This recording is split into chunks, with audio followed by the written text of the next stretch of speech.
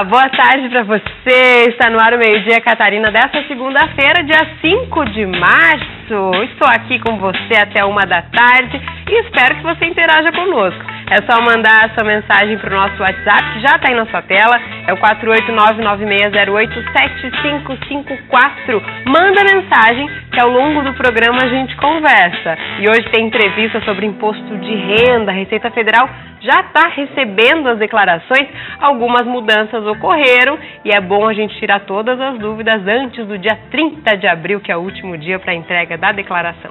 Bom, mas a gente começa com as principais notícias do Estado. E a Polícia Federal deflagrou hoje de manhã a terceira fase da Operação Carne Fraca, denominada Trapaça, Operação Trapaça. Ao todo foram expedidos 91 ordens judiciais nos estados do Paraná, aqui em Santa Catarina, no Rio Grande do Sul, Goiás e São Paulo. As investigações demonstraram que 5 laboratórios credenciados junto ao Ministério da Agricultura, Pecuária e Abastecimento, além de setores de análises, cometiam fraudes para burlar o Serviço de Inspeção Federal e evitar assim a fiscalização. Aqui em Santa Catarina, os mandados foram cumpridos na região oeste, entre Esilhas e Chapecó.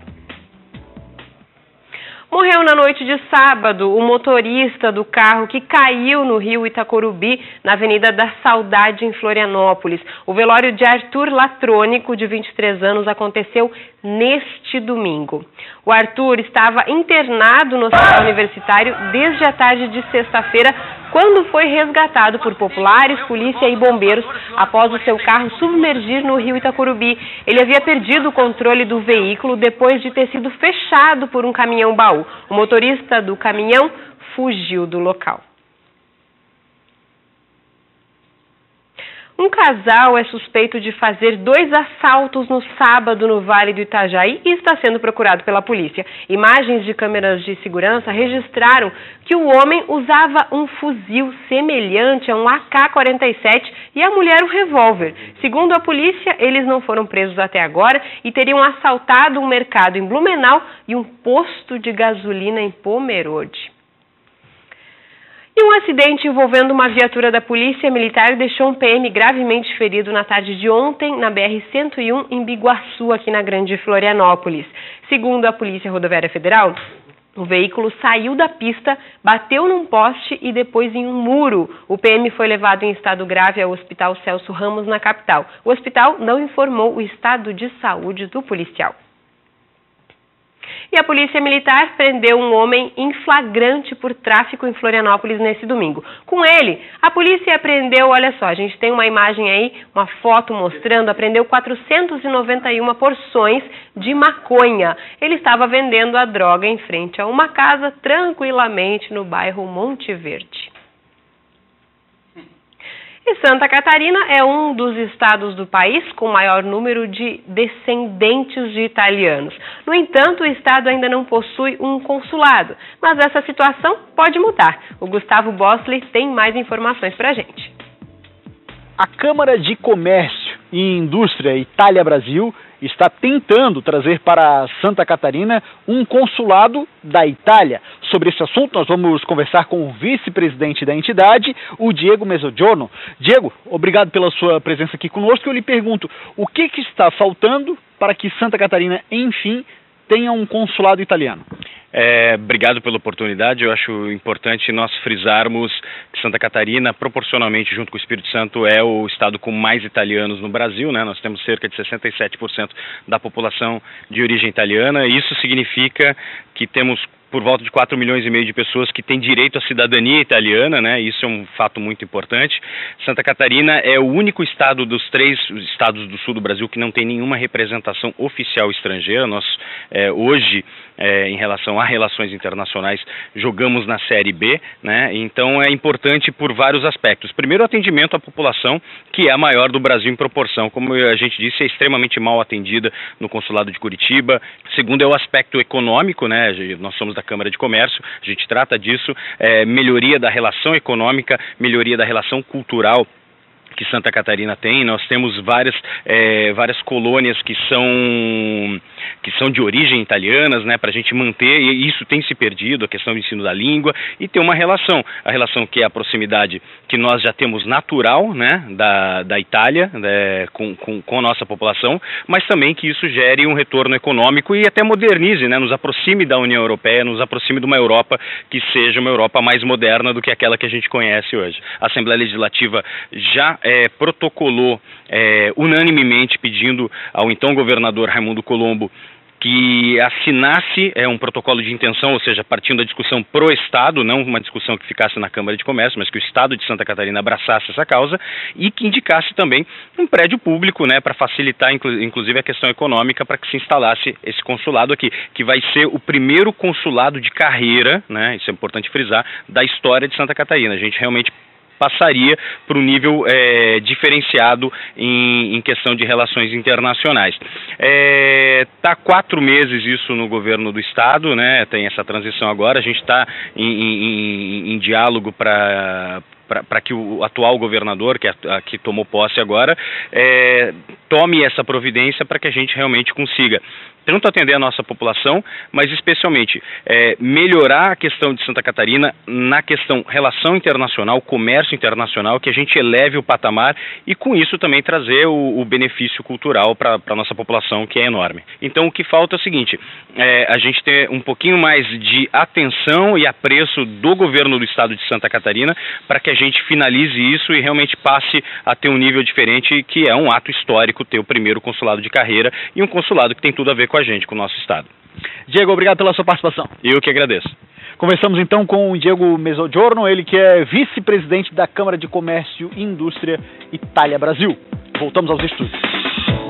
Tá certo, que bacana. É claro que a gente segue acompanhando e torcendo para que efetivamente aconteça, né? A instalação desse consulado aqui diferenciado, como ele disse, um nível a mais em relação aos demais. Bom, a gente segue com o Meio-Dia Catarina, daqui a pouquinho, um rápido intervalo, e a gente volta para falar das informações do futebol e muito mais. Não sai daí, espero você. Até mais.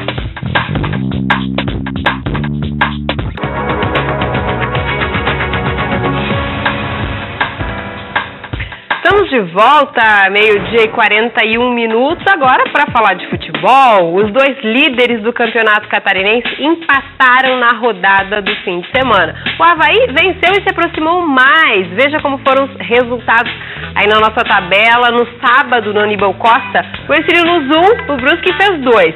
No Domingos Lima, também no sábado, Concórdia fez 2, Criciúma 5. No domingo, em Lages, o Internacional 0, Chapecoense também 0.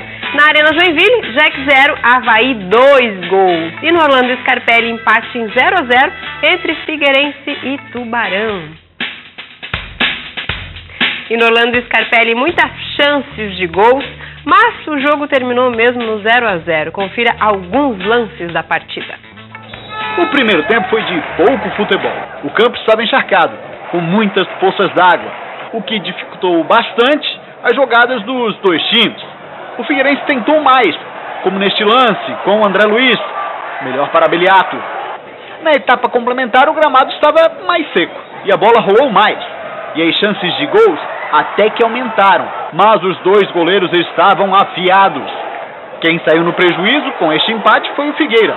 Poderia ter ficado 3 pontos na frente da Chapecoense. É um pontinho que nós conseguimos, acho que os jogadores buscaram o gol do começo ao fim, mas o estado do gramado hoje nos prejudicou. 0-0. E veja agora como ficou a classificação do catarinense depois de 11 rodadas. O Figueirense continua em primeiro com 25 pontos. Em segundo, a Chape com 24. Na terceira colocação, vem o Avaí com 20 pontos. Em quarto lugar, Joinville com 16. Na quinta colocação, Brusque com 14. Em sexto, Tubarão com 13. Em sétimo, Criciúma com 12. Em oitavo lugar, o Concórdia com 10. Em nono, Ercílio Luz também com 10. E na lanterna, o Internacional de Lages com 8 pontos. E agora 2 recadinhos. O carnê da taxa de lixo de Florianópolis, que vence nesta segunda-feira, deve ser reimpresso. A medida vale para os pagamentos em cota única, somente para os cota única. É que os códigos de barras estão com problemas, segundo informou a Prefeitura. Mas o cálculo do valor a ser pago está correto. Para fazer o pagamento é preciso emitir a segunda via do carnê por um link disponível lá no site da Prefeitura. E um convite também para vocês. Estão abertas as inscrições para a oficina literária Boca de Leão e podem ser feitas a partir de hoje. A atividade é gratuita e as aulas serão no auditório da Biblioteca Pública de Santa Catarina, lá no centro da cidade.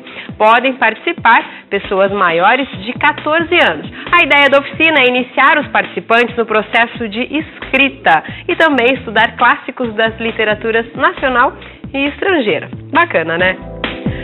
Olha, a gente vai para um rápido intervalo e na volta vamos falar sobre o imposto de renda. A declaração é obrigatória para muita gente e deve ser feita até o dia 30 de abril. Até lá, muitas dúvidas e a gente pretende responder algumas delas depois do intervalo. Não sai daí.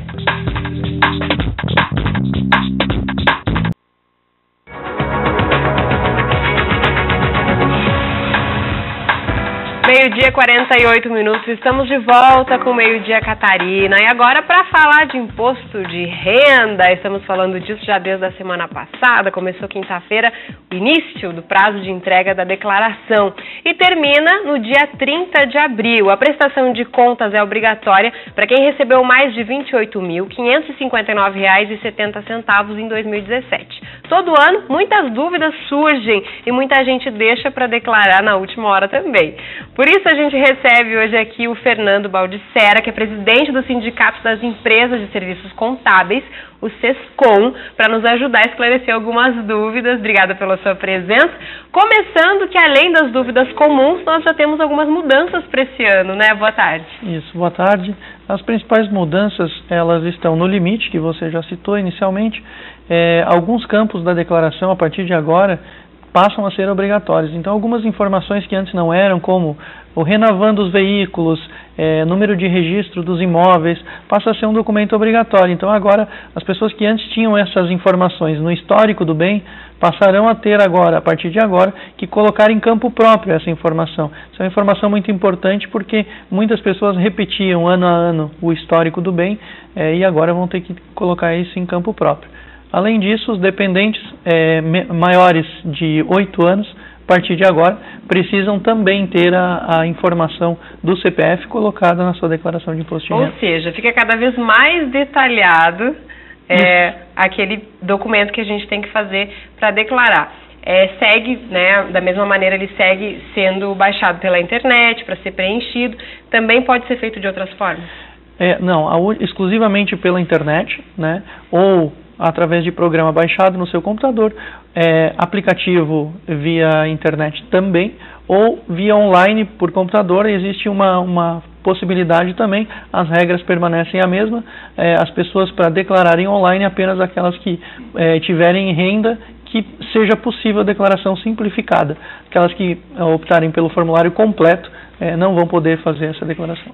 Simplificada só escrito ali, né? Porque é difícil não deixar passar nenhuma informação. Quais são as dicas para quem pretende fazer a declaração sozinho? Vai baixar o programinha, vai preencher os dados e enviar e não quer cair em malha fina e nem tem nenhum problema. É perigoso você tentar preenchê-la sozinha. A recomendação é sempre procurar um profissional de contabilidade que possa te ajudar, um contador de sua confiança que possa te ajudar, porque muitas vezes você vai deixar de contratar esse profissional e acaba caindo em malha fina por um erro bobo, por alguma questão. E como são muitos os detalhes, nós temos as declarações, a declaração de imposto de renda agora ela tem vários detalhes. E como esses detalhes estão cada vez mais apurados, cada vez mais detalhada, a Receita Federal quer chegar cada vez mais próximo ao contribuinte, às vezes deixar para apresentar sozinho, você pode ter uma dor de cabeça aí maior no final. E é claro que vale reunir todos os documentos necessários para tentar mandar tudo certinho de uma vez só, seja entregando ao contador ou para quem já tem a prática fazendo em casa ou no trabalho. Mas quem não conseguiu juntar todos os documentos pode fazer mesmo assim e declarar para adiantar o processo? Perfeitamente. A declaração ela pode ser retificada a qualquer tempo. Então, desde que a Receita Federal não te notifique. Então, a partir do momento em que você apresenta a declaração a primeira vez, você já pode gerar um código de acesso e consultar na página da Receita Federal se a sua declaração foi processada ou não. Caso ela não tenha sido processada, caso ela tenha alguma pendência de informação que eventualmente a Receita Federal já tenha e que você não recebeu, a Receita Federal vai acusar essa informação e vai poder te retornar se a declaração existe alguma pendência ou não. Então essa é uma informação importante, a consulta prévia depois da transmissão da declaração. Lembrando que até 30 de abril você pode transmitir a declaração e retificar as informações, inclusive o modelo, simplificado ou completo.